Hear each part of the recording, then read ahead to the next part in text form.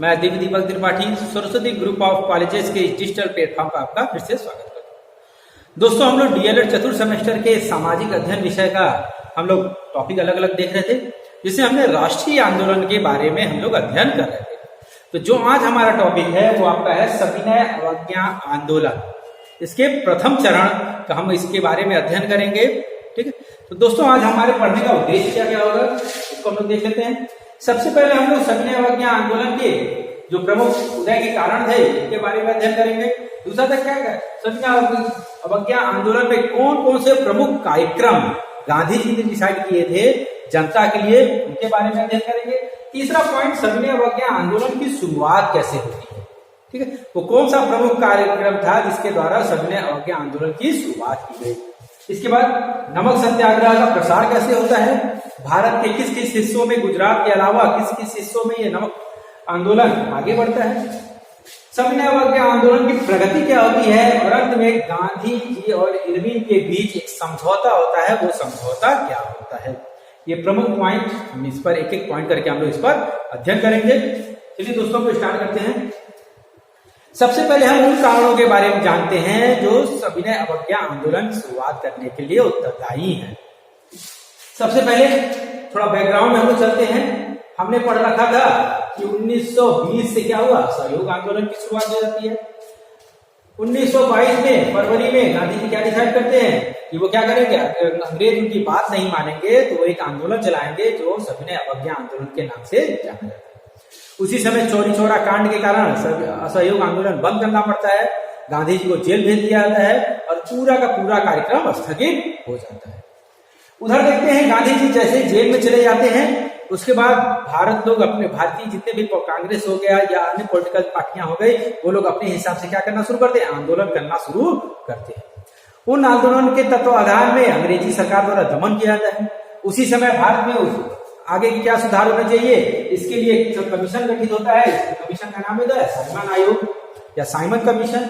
ठीक है, जब ये आता है तो इसमें एक भी भारतीय नहीं रहते हैं और भारतीय मिलकर के सभी कांग्रेस पार्टी हो गया चाहे मुस्लिम लीग हो गया, सभी लोग क्या करते हैं, इसका विरोध करते हैं।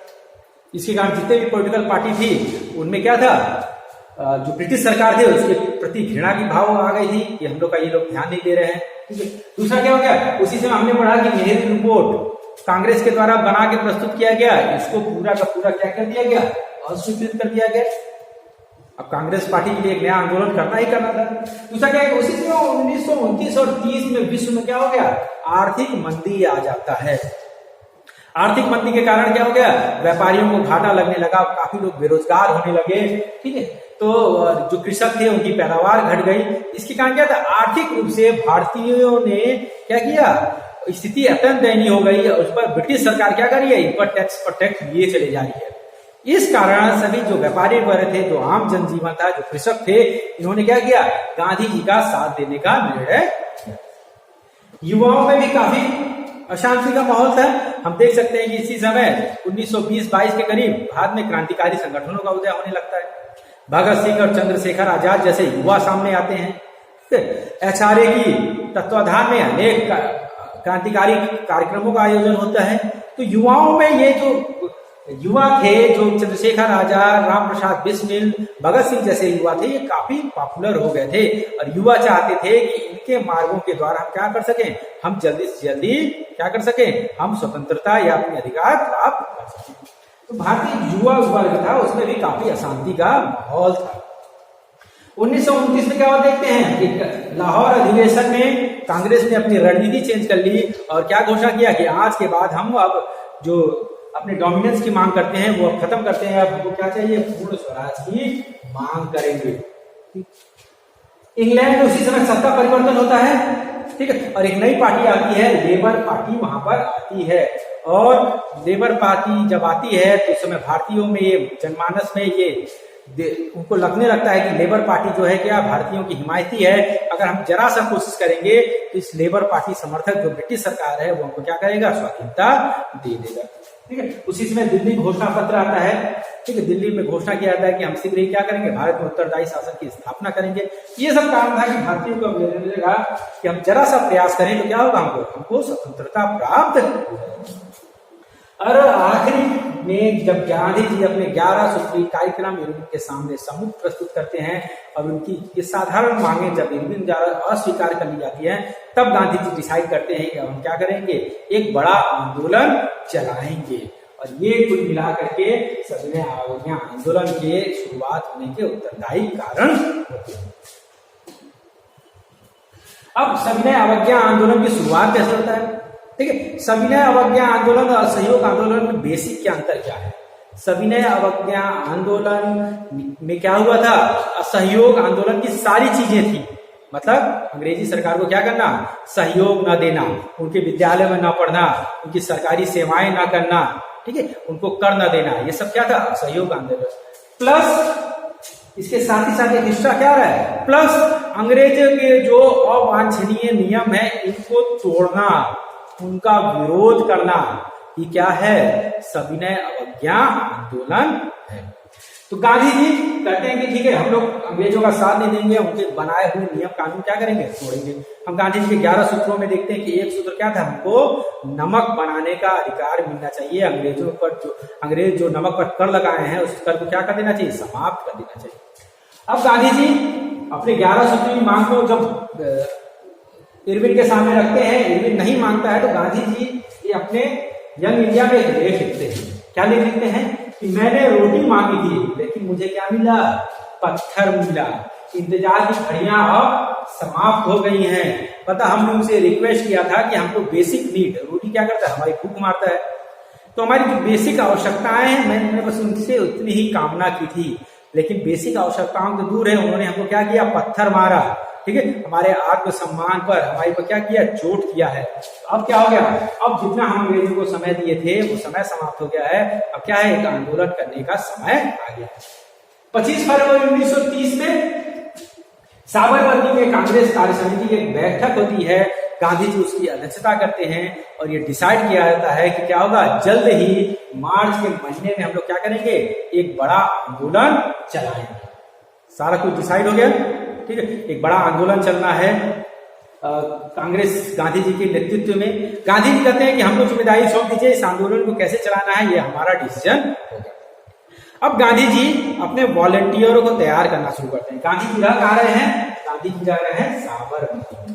तो उन्होंने कहा कि जो हमारे आंदोलन का कार्यक्रम होगा वो एकदम जनमानस से अटैच होगा।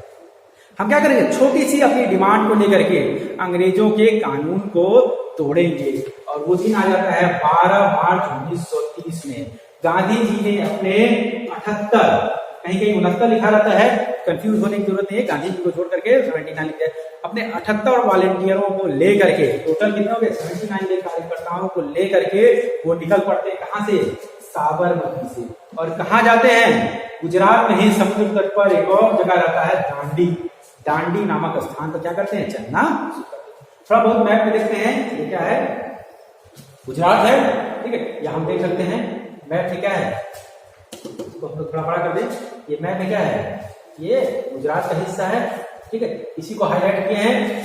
साबरमती आश्रम यहाँ है, ठीक है, ये इस तरह मूवमेंट करते हुए यहां से देखते हुए गांधी जी कहाँ जा रहे हैं, गांधी ये भी गुजरात में है, और ये समुद्र के किनारे है, क्योंकि नमक कहाँ बनेगा, नमक समुद्र के किनारे ही बनेगा। तो गांधी जी ने डिसाइड किया कि हम क्या करेंगे, यहाँ पर दांडी पर जा करके हम क्या करेंगे, नमक तोड़ेंगे।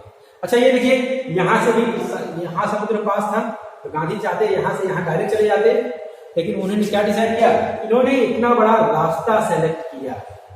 कारण क्या था, कारण क्या था कि गांधी जी चाहते थे कि वो ज्यादा से ज्यादा क्या करें, जन संपर्क करें, और वो गांव टू गांव, जो पूरे कार्यक्रम का जो पाथ या रास्ता सेलेक्ट किया गया था वो क्या था, गांव से गांव पर भ्रमण करना। अब गांधी जी क्या करते हैं, ठीक है, यहाँ पर 200 मील कहीं कहीं लिखा है, एग्जैक्ट हम आपको समझाते हैं, ये टोटल होगा आपका 240 मील की उन्होंने यात्रा की। कितने दिन में चला था उन्होंने, 24 दिन। गांधी जी ने डिसाइड किया कि वो एक दिन में कितने मील चलेंगे, एक दिन में वो 10 मील की यात्रा करेंगे। एक दिन में केवल 10 मील चलते थे। अब ये क्या करते थे, गांव से चलना शुरू किए, 78 अपने समूह के साथ चलना शुरू किया। एक दिन चले 5 मील सुबह चले, 5 मील शाम के समय चले, बीच में किसी गांव में स्टे किए। अब जिस गांव में जाते थे वहां पर पहले ही हल्ला हो जाता था, क्योंकि भारतीय मीडिया हो गया चाहे विदेशी मीडिया हो गया, गांधी जी के इस आंदोलन को हाईलाइट करना शुरू कर दिया और सभी लोग इनके हाईलाइट करते थे गांधी जी आज इस गांव में जाएंगे। तो जैसे जैसे इनका कारवां आगे बढ़ता था उस गांव के लोग बैलगाड़ी से लेकर के पैदल इनके साथ होना शुरू हो गए। ये एक दिन में 10 दिन चलते थे, तो 24 दिन में कितने चले उन्होंने? 24 दिन में ये लोग 240 दिन की इन्होंने यात्रा पूरी की। रास्ते में उनका साथ किसने दिया? सरदार पटेल ने आगे चल करके इनका स्वागत किया। ठीक है, और इस तरह चलते चलते चलते 5 अप्रैल 1930 को ये कहां पहुंच गए? दांडी शाम के समय पहुंच गए। और ये डिसाइड किया गया कि अगले दिन मतलब 6 अप्रैल 1930 ईस्वी को प्रातः काल सुबह गांधी जी क्या करेंगे? नमक बना करके कानून तोड़ेंगे। सुबह वो समुद्र तट पर पहुंचते हैं, नमक समुद्र के किनारे खेत रहता है, उसमें से नमक एक मुट्ठी भर नमक उठाते हैं हाथ में और क्या कहते हैं? मैंने अपने लिए अपना नमक बना दिया है। और इस प्रकार उन्होंने अंग्रेजों का कानून तोड़ दिया और इस प्रकार असहयोग आंदोलन प्लस कानून तोड़ना, ठीक है, टोटल क्या होगा? सविनय अवज्ञा आंदोलन की शुरुआत हो गई। और इस प्रकार यहां से सविनय अवज्ञा के आंदोलन की शुरुआत हुई इस पूरे दांडी मार्च के द्वारा। समझ में आ गया? अब क्या हुआ? इसके बाद 9 अप्रैल 1930 को गांधी जी ने एक निर्देश जारी किया। उन्होंने कहा कि सभी पूरे देश में सविनय अवज्ञा आंदोलन की शुरुआत हो और उसमें क्या क्या किया जाएगा? उसमें हम लोग क्या करेंगे? आप लोग अपने लिए खुद नमक बनाइए। जहां जहां समुद्र के किनारे आप हैं, अब जो लोग समुद्र के किनारे रहते हैं वो लोग क्या करें? अपने लिए नमक बना करके अंग्रेजों का कानून तोड़े। उन्होंने कहा कि सरकारी सेवाओं में जितने लोग हैं वकालत लोग छोड़ दें, सरकारी नौकरी छोड़ दें, युवा वर्ग हैं, अध्यापक लोग हैं, वो क्या करें? शिक्षा पढ़ाई के स्कूलों को छोड़ दें। ठीक है, जितने हमको अंग्रेजों के द्वारा उपाधियां दी गई हैं उन उपाधियों का हम लोग बहिष्कार कर दें, उनको त्याग दें। महिलाएं क्या करें? शराब, अफीम और विदेशी कपड़ों की दुकानों पर जाकर क्या करें? धरना प्रदर्शन दें। हम लोग विदेशी सामानों का क्या करें? बहिष्कार करना शुरू कर दें। ठीक है, और उन्हें क्या कर दें? जला दिया जाए और सरकार को किसी भी प्रकार का टैक्स न दिया जाए। सहयोग आंदोलन में ये लोग टैक्स देते थे, विरोध करते थे लेकिन टैक्स भी देते थे। लेकिन यहाँ गांधी जी ने क्या कहा? नियम तोड़िए, नियम है कर देना है तो हम कर नहीं देंगे, नियम है आप नमक नहीं बना सकते, हम अपना नमक बनाएंगे। तो इस प्रकार क्या करेंगे? सहयोग सविनय अवज्ञा आंदोलन की शुरुआत हो गई। इसके कार्यक्रम अब पूरे भारत में लोगों ने इनको फॉलो अप करना शुरू कर दिया, क्योंकि गांधी जी को मालूम था कि मुझे जल्दी गिरफ्तार कर लिया जाएगा। तो तमिलनाडु में तंजौर के समुद्री किनारे पर इस कार्यक्रम को किसने बढ़ाया? सी राजगोपालचारी। कौन थे ये? कौन थे? सी राजगोपालचारी कांग्रेस के बहुत बड़े नेता थे और आगे चल करके हम देखते हैं कि ये भारत के क्या होते हैं? आखिरी वायसराय उनको बनाए। ठीक है, तो इन्होंने क्या किया? त्रिचिरापल्ली से वेदारण्यम तक यात्रा करके नमक तोड़ा गांधी जी की तरह।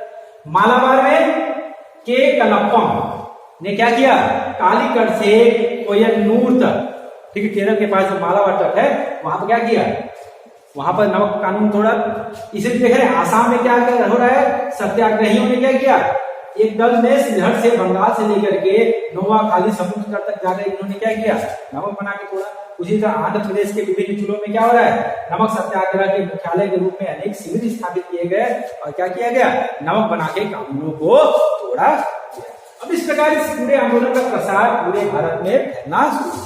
इसकी प्रकृति हम क्या दे रहे हैं? इधर गांधी जी ने जैसे ही गांधी के द्वारा क्या किया? नमक कानून तोड़ा, पूरे हर जगह आंदोलन शुरू हो गया। बंबई, बंगाल, उत्तर प्रदेश, मध्य प्रांत, मद्रास में देखें लोगों ने क्या करना शुरू किया? अलग अलग तरीकों से कार्यक्रम चलाना शुरू कर दिया। जहां पर समुद्र था वहां पर उन्होंने क्या किया? नमक बनाना शुरू कर दिया। दिल्ली में 1600 नारियों ने क्या किया? इकट्ठे होकर के जितनी भी शराब की दुकानें थी वहां पर क्या किया? सत्याग्रह करना शुरू कर दिया। मतलब सरकार के आर्थिक रूप से क्या हो रहा है? प्रभाव किया जा रहा है। विदेशी कपड़ों का बहिष्कार शुरू हो गया। ठीक है, बंबई में अंग्रेज व्यापारियों की 16 मिलें बंद हो गई क्योंकि कामगार ही नहीं मिल रहे हैं, मजदूर ही नहीं कर रहे हैं, मजदूर काम ही नहीं करने जा रहे हैं। ठीक है, भारत के व्यापारी कपड़ा लोगों को चाहिए तो लोग विदेशी कपड़ा पहन नहीं रहे हैं, जिस कारण 16 मिलें बंद हो गई और जितने भारतीय व्यापारी थी उनके बिलों में क्या हो गया? दुगुनी तेजी से काम होना शुरू हो गया। घारासन बहुत बड़ा आता है दक्षिण भारत में। घारासन में 2500 सत्याग्रहियों ने क्या किया? वहां का नमक का गोदाम बना हुआ था, उस पर चढ़ाई कर दिया पुलिस ने उनका क्या किया, निर्ममता पूर्वक पिटाई कर दिया। ठीक है, इस प्रकार हम देखते हैं कि पूरे भारत में ये जो सविनय अवज्ञा आंदोलन के विभिन्न विभिन्न कार्यक्रम थे, इनका प्रसार होना शुरुआत हो गया। ठीक है, अब अलग अलग कांग्रेस के अलावा अलग अलग संस्थान आ रहे हैं। ठीक है, जैसे मुस्लिम लीग ने तो इसका विरोध किया, मोहम्मद अली जिन्ना ने विरोध किया, लेकिन भारत के अधिकांशतः ऐसे मुस्लिम वर्ग थे जिन्होंने क्या किया, इसका समर्थन भी किया। और उसमें सबसे प्रमुख नाम आता है सीमांत गांधी। ठीक है, सीमांत गांधी मतलब भारत का मैप देखेंगे यहाँ पर। ठीक है, इस तरह का मैप देखेंगे, इस तरह का कुछ, तो यहीं पर आपका एक राज्य था, प्रांत था। ठीक है, प्रांत कौन था, उत्तर पश्चिम सीमा प्रांत, नॉर्थ वेस्ट फ्रंटियर। ठीक है, यहां पर पठानों का नेतृत्व किसने किया था, अब्दुल गफ्फार खां के नेतृत्व में एक नया आंदोलन चला जिसको लाल कुर्ती आंदोलन भी कहा जाता है। इनको एक नाम किया गया है सीमांत गांधी। इनके बारे में दिलचस्प एक पॉइंट क्या है कि ये एकमात्र ऐसे पाकिस्तानी हैं जिनको भारत का सर्वोच्च नागरिक पुरस्कार भारत रत्न के द्वारा सम्मानित किया गया है, खान अब्दुल गफ्फार खां के नेतृत्व में। ठीक है, 16 अप्रैल 1930 में जवाहरलाल नेहरू और महत्वपूर्ण नेताओं को गिरफ्तार कर लिया गया। 5 मई को महात्मा गांधी को गिरफ्तार कर लिया गया। लेकिन महात्मा गांधी ने एक ऐसे आंदोलन की शुरुआत कर दी थी जिसमें किसी भी नेता की जरूरत नहीं है, आप स्वेच्छा से आप अपने आंदोलन में क्या कीजिए, नेतृत्व खुद कीजिए। ठीक है, 60,000 लोगों को पूरे भारत से पकड़ पकड़ के क्या किया गया, जेलों को ठूंस दिया गया, पूरे जेल भर जाते हैं। और इस प्रकार अंग्रेज दमनकारी नीति चलाते हैं। सोलापुर में ने क्या किया, 6 थानों को जला दिया, लेकिन कार्यक्रम लगातार चलता रहा। गांधी जी ने कार्यक्रम को स्थगित नहीं। अब सभी बड़े नेता जेल में चले गए। ठीक है, अब गांधी जी की गिरफ्तारी के पश्चात कांग्रेस कार्यकारिणी की एक बैठक होती है। वो लोग 3 प्रस्ताव पारित करते हैं। उसमें कौन कौन सा, रैयतवाड़ी क्षेत्रों में लगान न दिया जाए। उस समय महलवाड़ी, रैयतवाड़ी, ठीक है, अलग अलग ब्रिटिश शासन काल में अलग अलग कर वसूलने की भूमिका लेने के सिस्टम थे। आगे क्लास में हम लोग पढ़ेंगे स्कूल में। तो जितने भी रैयतवाड़ी क्षेत्र थे वहां पर डिसाइड किया गया कि हम लोग क्या करेंगे, लगान अदा नहीं करेंगे। जमींदार क्षेत्रों में क्या कहा गया कि चौकीदारी कर न देने का ऐलान किया गया। ठीक है, मध्य प्रांत में वन कानून का उल्लंघन किया गया। मतलब जितने भी कानून हैं, जो क्या है, सभी कानून नहीं, जितने भी जो भारतीयों का दमन करते हैं उन कानूनों का क्या डिसाइड किया गया, अब पूरी तरह से हम लोग क्या करेंगे, विरोध करेंगे, उन कानूनों का पालन नहीं करेंगे। अब प्रदर्शन का प्रभाव क्या पड़ रहा है, बड़े अमाउंट में क्या हो रहा है, विदेशी कपड़े, जब हर जगह होली जलाई जा रही है, विदेशी मिल नहीं चल रहे हैं, कपड़ा नहीं खरीद रहे हैं, तो विदेशी कपड़ों का, अन्य वस्तुओं का आयात में भारी कमी आती है। ब्रिटिश सरकार को आर्थिक घाटा हो रहा है। सरकार को शराब उत्पादन का भू राजस्व के रूप में होने वाला जितना भी टैक्स था, ये टैक्स क्या हो गया, कम हो गया, लोग कर ही नहीं जमा कर रहे हैं। ठीक है, तो ये सब क्या हो गया, सरकार को आर्थिक रूप से फिर नुकसान हो रहा है। पालिका सभा में क्या हुआ, डिसाइड किया गया कि जितने भी चुनाव होंगे भविष्य में सबका क्या किया जाएगा, बहिष्कार किया जाएगा। तो सरकार भी एकदम परेशान, किस तरह कंट्रोल किया जाए। उसी समय अब गांधी जी जेल में चले गए। आगे की रणनीति क्या हो, फिर क्या होता है, अगस्त 1930 में मोतीलाल नेहरू, जवाहरलाल नेहरू और गांधी जी के बीच एक मीटिंग होता है। मीटिंग का होता है यरवदा के जेल में, जहां गांधी जी को क्या किया गया था, बंदी बना के रखा गया था। इस मीटिंग में डिसाइड होता है, क्या क्या डिसाइड हुआ कि ब्रिटेन भारतीयों को स्वतंत्रता बहाल करे तुरंत। ठीक है, पूर्ण स्वतंत्र सरकार का गठन हो जिसमें वित्त एवं रक्षा संबंधी मामलों का पूरा क्या हो, पूरा हमारा नियंत्रण हो, सारे विदेशी मामले क्या हो, हमारे नियंत्रण में वापस आने चाहिए। ब्रिटेन को आर्थिक हटाने की मांग किया गया। ठीक है, और उसके क्या हो, एक आयोग का गठन हो, भाई हमारा जो नुकसान हुआ उसके लिए क्या हो, एक आयोग का गठन हो। ठीक है, और अंत में क्या हुआ, लेकिन ये सारा प्रस्ताव रखा गया, अंग्रेज अभी भी क्या कर रहे हैं, इनकी बातों को नहीं मान रहे हैं। ठीक है, अब आंदोलन उग्र होने लगा। जून तक आते आते ये आंदोलन क्या होगा, पूरे भारत में बेहद बृहद पैमाने पर। अब सरकार को भी खतरा लगने लगा, अगर इस आंदोलन को कंट्रोल नहीं किया गया तो क्या होगा, भारत में तो आंदोलन हो ही रहा है, हमारे और उपनिवेशों में भी इस आंदोलन की आग फैल सकती है। क्योंकि ब्रिटिश मीडिया हो गया, चाहे अमेरिकन मीडिया हो गया, सभी लोग क्या कर रहे हैं, इसको पूरी तरह से हाईलाइट कर रहे हैं। जुलाई 1930 में अब इस सरकार ने क्या किया, सुधार करने का कार्यक्रम शुरुआत किया। क्या क्या सुधार करने का, जुलाई 1930 में तत्कालीन वायसराय ने क्या घोषणा किया कि हम क्या करेंगे, गोलमेज सम्मेलन का आयोजन करेंगे जिसमें भारत के सभी पॉलिटिकल पार्टियों को बुलाया जाएगा और भविष्य में उनका उत्तरदायी शासन कैसे दिया जाएगा इसके बारे में डिसाइड होगा। ठीक है, तो डिसाइड क्या होगा, गोलमेज सम्मेलन होगा जिसमें सभी लोग क्या करेंगे, आमंत्रित करेंगे। कांग्रेस ने इसका विरोध कर दिया था। हम देखते हैं पहला गोलमेज सम्मेलन होगा उसमें कांग्रेस पार्टिसिपेट नहीं करता। दूसरा क्या कहा है, गोलमेज सम्मेलन जब होता है इसमें कुछ फायदा नहीं दिखता है, जब लंदन में होता है तब दो लोग को डिसाइड किया जाता है, जैसे तेज बहादुर स्क्रू और M.R. जयकर, इनको ये जिम्मेदारी दिया जाता है कि क्या करें, गांधी जी से बात करें और कांग्रेस को मनाएं किसी तरह, और कांग्रेस और ब्रिटिश सरकार में बात हो, यह आंदोलन किसी तरह रोका जाए। ठीक है, आगे बढ़ने लग रहा है। इसके बाद तेज प्रताप स्क्रू और जयकर अपने प्रयत्नों में लग गए। ठीक है, अंत में डिसाइड हुआ कि गांधी जी को जेल से बाहर किया जाए, उनसे बातचीत किया गया। आप देखते हैं 26 जनवरी 1931 को गांधी जी को क्या किया गया, जेल से रिहा किया गया। इनके प्रयत्नों से 17 फरवरी 1931 में दिल्ली में क्या हुआ, गांधी जी और इरविन के बीच क्या हुआ, बातचीत प्रारंभ हुआ। ईस्वी को इतिहास में क्या कहता है, गांधी इरविन पैक्ट, और 5 मार्च 1931 में दोनों के बीच एक निर्णय। अब ये निर्णय के बाद फिर गांधी जी का विरोध होना शुरू हो गया। क्या क्या हुआ था इस निर्णय में, इसको देखते हैं। ठीक है, गांधी इरविन पैक्ट में कांग्रेस के द्वारा क्या पैक्ट रखा गया, मांग क्या रखा गया था, सरकार सभी अध्यादेशों और चालू मुकदमों को क्या करे, तुरंत वापस कर ले। जितने भी सविनय अवज्ञा आंदोलन के समय जितने भी मुकदमे लगाए गए हैं वो सभी सरकार क्या करे, तत्काल रूप से सबको वापस ले। सरकार उन्हीं सभी राजनीतिक बंदियों को मुक्त कर दे जिन्होंने क्या है, हिंसा का मार्ग धारण नहीं किया था, जिन पर हिंसा का आरोप नहीं है, उनको भी तुरंत क्या करे, बिना किसी मुकदमा के तुरंत उनको मुक्त किया जाए। समुद्र के पास रहने वाले लोगों को क्या किया जाए, आप नमक बनाने का अधिकार दीजिए, भले ही बाकी जगह आप टैक्स लीजिए, लेकिन जितने लोग समुद्र के किनारे रहते हैं उनको क्या करेंगे, आप नमक बनाने का अधिकार आप लोग देंगे। विदेशी कपड़े, सरकार अफीम आदि की दुकानों को शांतिपूर्ण धरना प्रदर्शन करने का सरकार अनुमति देगा। आप अपना टैक्स वसूलते रहिए, लेकिन हमारा काम है विरोध करना, हम विरोध करते रहेंगे, आपको ये मानना पड़ेगा। और सत्याग्रह की जब्त की हुई जितने भी संपत्ति आप लोग जब्त किए हैं आंदोलन के समय, उसको वापस कीजिए। अब दोनों के बीच बीच बातचीत शुरू होता है, कुछ शर्तें इरविन मांगते हैं। ठीक है, और अंत में आते आते गांधी जी ने अंत में कुछ बातें मान ली। कौन कौन सी बातें थी जिस पर उनका विरोध होना शुरुआत होता है। कांग्रेस ने तुरंत गांधी जी ने क्या कहा, गांधी जी ने कांग्रेस की ओर से कहा कि ठीक है, हमारे यहाँ कुछ बातें मांग लीजिए, हम क्या करेंगे, इस सविनय अवज्ञा आंदोलन को क्या कर देंगे, स्थगित कर देंगे, हम कैंसिल कर देंगे। दूसरा क्या है कि पुलिस द्वारा किए गए अत्याचारों के बारे में निष्पक्ष जांच कमेटी बने। सरकार ने कहा कि हम एक कमेटी बना लेंगे, आपको मंजूर है। गांधी जी ने कहा कि ठीक है, आप एक कमेटी बना दी है, वो कमेटी जांच करेगी, उस कमेटी की रिपोर्ट के आधार पर जो भी निर्णय होगा हमको मान्य होगा। उन्होंने ये नहीं कहा कि एकदम खत्म ही कर दिया, आप कमेटी बनाइए, मतलब उनको अभी भी अंग्रेजों पर ज्यादा भरोसा था कि वो लोग सही काम करेंगे। तीसरा कहा कि अंग्रेजों का ठीक है, एक और गोलमेज सम्मेलन हम लोग लंदन में जल्दी आयोजित करेंगे, कांग्रेस को पार्टिसिपेट करना पड़ेगा आपको। उन्होंने कहा कि ठीक है, हम पार्टिसिपेट करेंगे, आप हमारी बातें मान रहे हैं तो हम भी जाके आपके बातचीत करने के लिए तैयार हैं।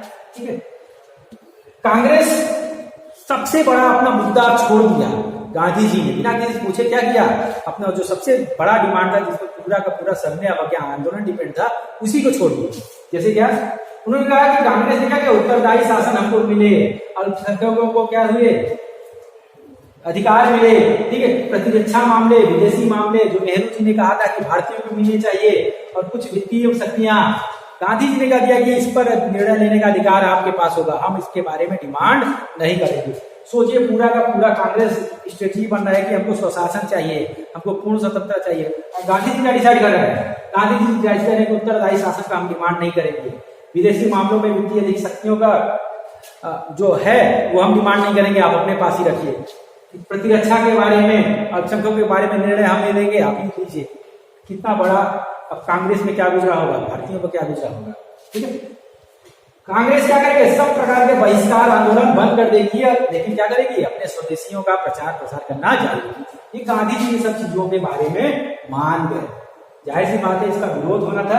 प्रतिक्रिया क्या हुआ, गांधी जी ने कहा कि नहीं, अब अंग्रेज हमारी बातें सुन रहे हैं, उनकी भी कुछ बातें माननी चाहिए, उनकी जो है कि जो हम चीजें माने हैं वो सब सही है, भारतीयों को बातचीत करना चाहिए, लेकिन उनका बड़े व्यापक पैमाने पर विरोध होता है। कौन कौन करते हैं? विरोध करने में प्रमुख है पंडित जवाहरलाल नेहरू और सुभाष चंद्र बोस।